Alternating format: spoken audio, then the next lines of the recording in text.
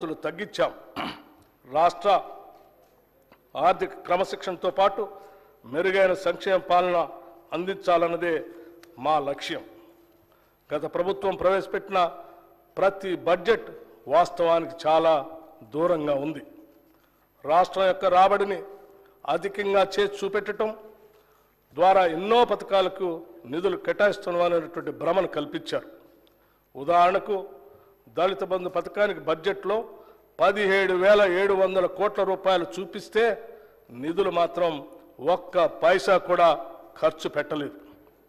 అంతేకాకుండా 2021-22 సంవత్సరానికి క్యాగ్ లెక్కల ప్రకారం షెడ్యూల్డ్ కులాల అభివృద్ధికి డిమాండ్లో 4,874 కోట్ల రూపాయలు నిధులు ఖర్చు చేయలేదు. గిరిజన అభివృద్ధిలో 2,918 కోట్ల రూపాయలు ఖర్చు చేయలేదు. వెనుకబడిన తరగతుల అభివృద్ధిలో 1,437 కోట్ల రూపాయలు ఖర్చు చేయలేదు. అదేవిధంగా రైతులకు వడ్డీ లేని రుణాల కొరకు కేవలం 2014-15 ఆర్థిక సంవత్సరం నుంచి 2023-24 ఆర్థిక సంవత్సరం వరకు 1,067 కోట్ల రూపాయలు బడ్జెట్ పెట్టి కేవలం 297 కోట్ల రూపాయలు మాత్రమే ఖర్చు పెట్టారు.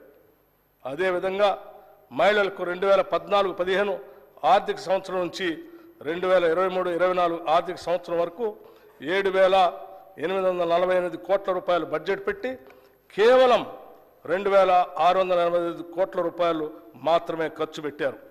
ఈ విధంగా సమాజంలోని 90% జనాభా ఉన్న ఎస్సీ, ఎస్టీ, బీసీ, మైనారిటీ మరియు మహిళల కోసం గొప్పలు చెప్పుకోవటానికి పథకాలు బడ్జెట్లో ఉన్నాయి తప్పితే వాటికి నిధుల విడుదల లేవు.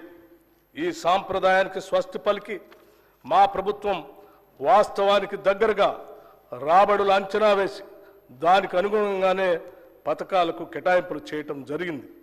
ఇది మా చిత్తశుద్ధికి నిదర్శనం.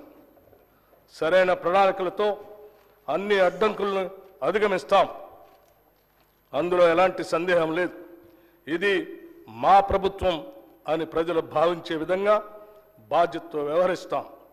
మా ఈ నిర్ణయానికి గతంలో జరిగిన తప్పులు, చేసిన అప్పులు ఏమాత్రం అడ్డం కాలేవు. ఇదే స్ఫూర్తితో, ఆశయంతో, ప్రజా ఆశీర్వాదంతో ఈ బడ్జెట్ను ప్రవేశపెడుతున్నాం. 2023-24 ఆర్థిక సంవత్సరంలో తెలంగాణ రాష్ట్ర స్థూల ఉత్పత్తి ప్రస్తుత ధరలో 2022-23తో పోల్చినప్పుడు 13,02,371 కోట్ల రూపాయల నుండి 14,49,708 కోట్ల రూపాయలకి పెరిగింది. అయితే ఆర్థిక వృద్ధి రేటు అదే కాలంలో 14.7% నుండి 11.3% క్షీణించింది. దేశీయ స్థాయిలో వృద్ధి రేటు మాత్రం 16.1% నుండి 8.9% పడిపోయి మరింత ఎక్కువగా క్షీణించింది.